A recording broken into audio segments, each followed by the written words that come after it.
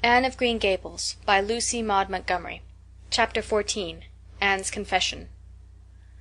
On the Monday evening before the picnic, Marilla came down from her room with a troubled face. "Anne," she said to that small personage, who was shelling peas by the spotless table and singing "Nelly of the Hazel Dell" with a vigor and expression that did credit to Diana's teaching, "did you see anything of my amethyst brooch? I thought I stuck it in my pincushion when I came home from church yesterday evening, but I can't find it anywhere." I saw it this afternoon when you were away at the Aid Society," said Anne a little slowly. "I was passing your door when I saw it on the cushion, so I went in to look at it." "Did you touch it?" said Marilla sternly. "Yes," admitted Anne. "I took it up and pinned it on my breast just to see how it would look." "You had no business to do anything of the sort. It's very wrong in a little girl to meddle. You shouldn't have gone into my room in the first place, and you shouldn't have touched a brooch that didn't belong to you in the second. Where did you put it?" "Oh, I put it back on the bureau. I hadn't it on a minute. Truly, I didn't mean to meddle, Marilla. I didn't think about its being wrong to go in and try on the brooch, but I see now that it was, and I'll never do it again.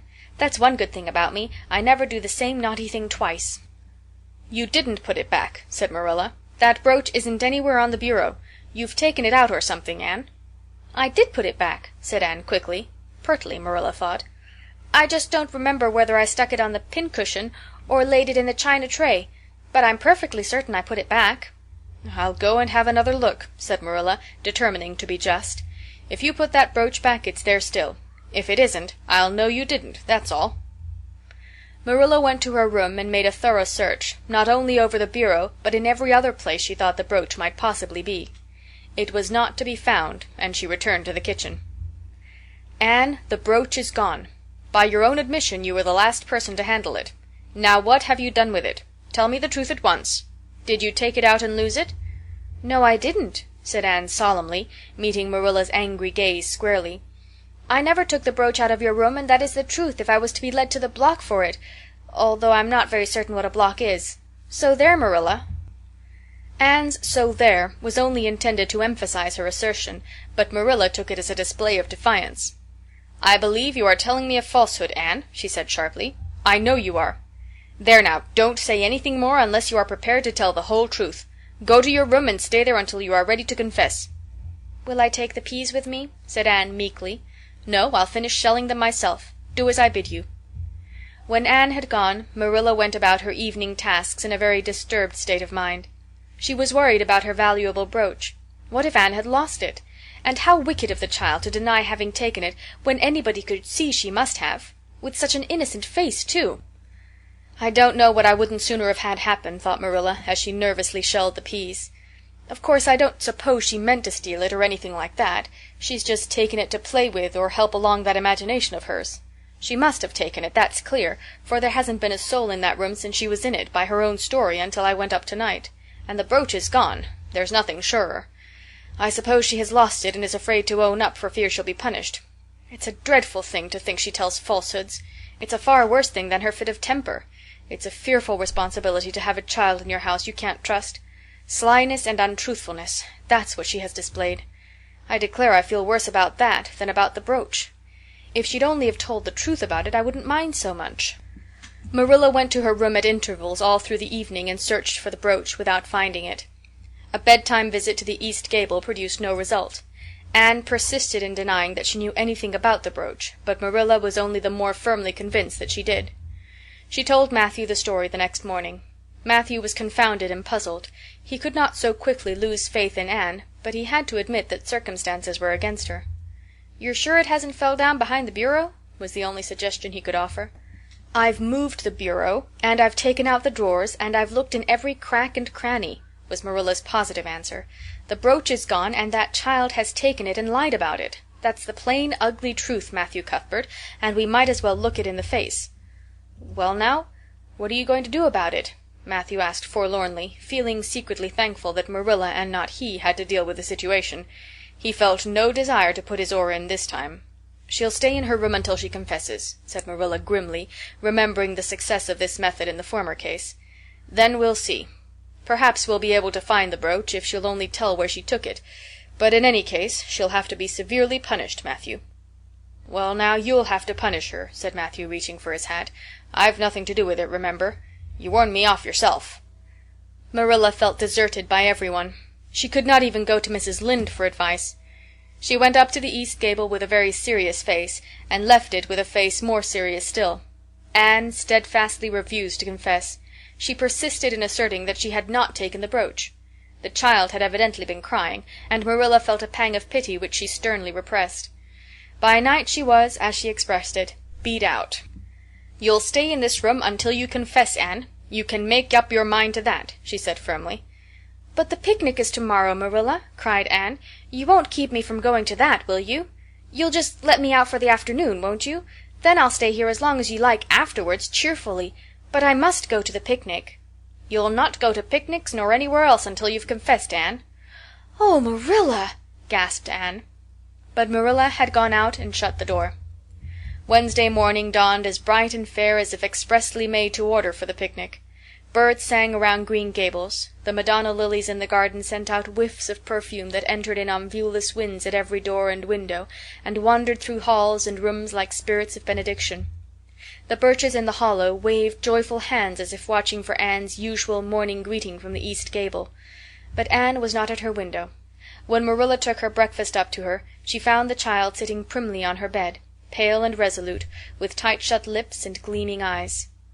"Marilla, I'm ready to confess." "Ah!" Marilla laid down her tray. Once again her method had succeeded, but her success was very bitter to her. "Let me hear what you have to say, then, Anne."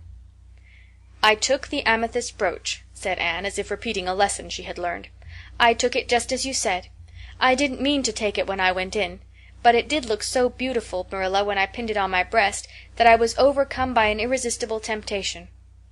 I imagined how perfectly thrilling it would be to take it to Idlewild and play that I was the Lady Cordelia Fitzgerald. It would be so much easier to imagine I was the Lady Cordelia if I had a real amethyst brooch on. Diana and I made necklaces of roseberries, but what are roseberries compared to amethysts? So I took the brooch. I thought I could put it back before you came home. I went all the way around by the road to lengthen out the time. When I was going over the bridge across the Lake of Shining Waters, I took the brooch off to have another look at it. Oh, how it did shine in the sunlight! And then, when I was leaning over the bridge, it just slipped through my fingers, so, and went down, down, down, all purply sparkling, and sank forevermore beneath the Lake of Shining Waters. And that's the best I can do at confessing, Marilla." Marilla felt hot anger surge up into her heart again. This child had taken and lost her treasured amethyst brooch, and now sat there calmly reciting the details thereof without the least apparent compunction or repentance. "Anne, this is terrible," she said, trying to speak calmly. "You are the very wickedest girl I ever heard of." "Yes, I suppose I am," agreed Anne tranquilly, "and I know I'll have to be punished. It'll be your duty to punish me, Marilla. Won't you please get it over right off, because I'd like to go to the picnic with nothing on my mind." "Picnic, indeed! You'll go to no picnic today, Anne Shirley. That shall be your punishment. And it isn't half severe enough either for what you've done." "Not go to the picnic!" Anne sprang to her feet and clutched Marilla's hand. "But you promised me I might.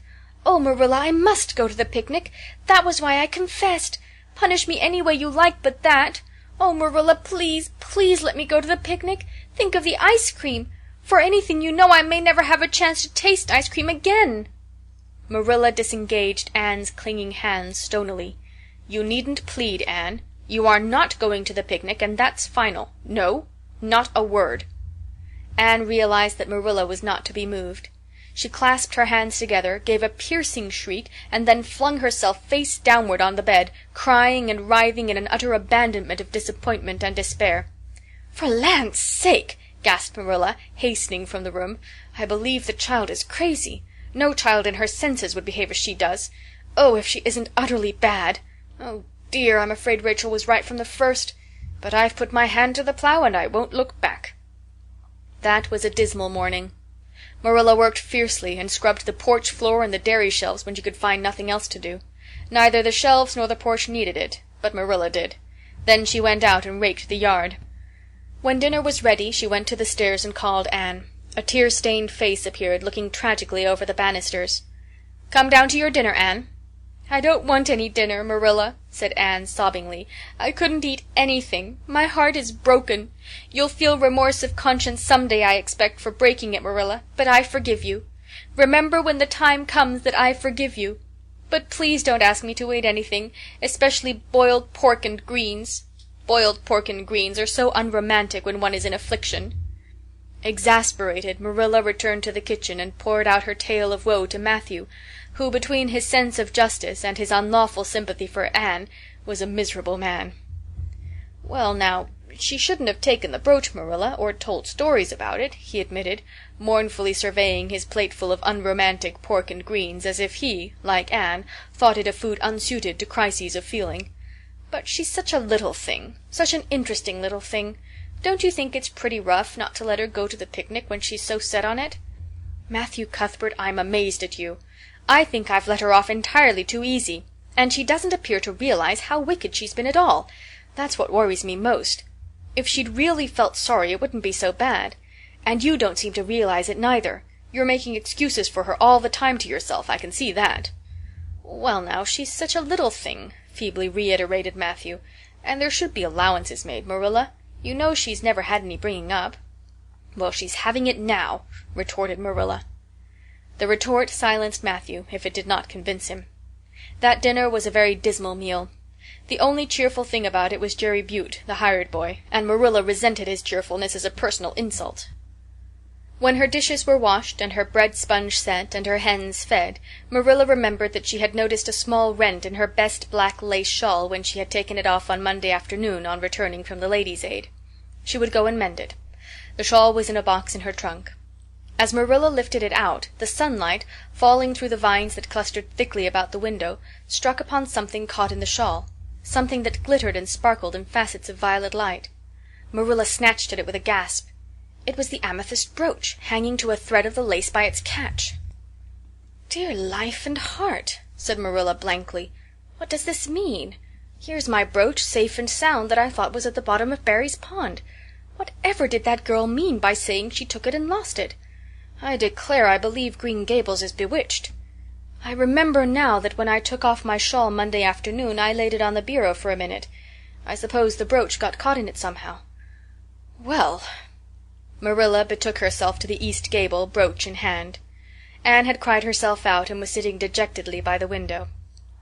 "Anne Shirley," said Marilla solemnly, "I've just found my brooch hanging to my black lace shawl.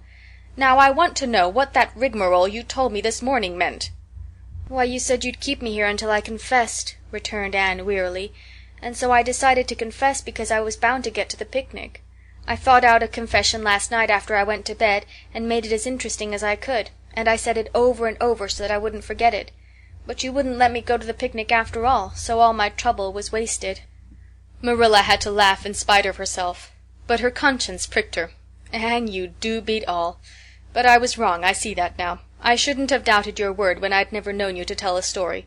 Of course, it wasn't right for you to confess to a thing you hadn't done. It was very wrong to do so. But I drove you to it. So if you'll forgive me, Anne, I'll forgive you, and we'll start square again. And now get yourself ready for the picnic." Anne flew up like a rocket. "Oh, Marilla, isn't it too late?" "No, it's only 2 o'clock. They won't be more than well gathered yet, and it'll be an hour before they have tea. Wash your face and comb your hair and put on your gingham. I'll fill a basket for you. There's plenty of stuff baked in the house. And I'll get Jerry to hitch up the sorrel and drive you down to the picnic ground." "Oh, Marilla," exclaimed Anne, flying to the washstand, "5 minutes ago I was so miserable I was wishing I'd never been born, and now I wouldn't change places with an angel." That night a thoroughly happy, completely tired out Anne returned to Green Gables in a state of beatification impossible to describe. "Oh, Marilla, I've had a perfectly scrumptious time. Scrumptious is a new word I learned today. I heard Mary Alice Bell use it. Isn't it very expressive? Everything was lovely.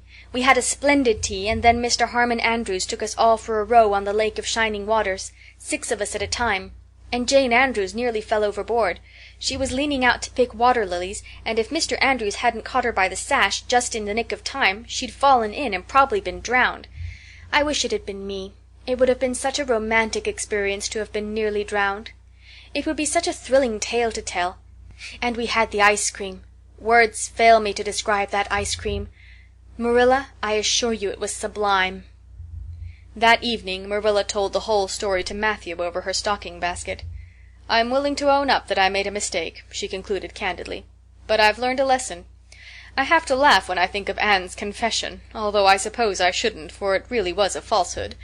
But it doesn't seem as bad as the other would have been, somehow. And anyhow, I'm responsible for it. That child is hard to understand in some respects, but I believe she'll turn out all right yet. And there's one thing certain, no house will ever be dull that she's in." End of chapter 14.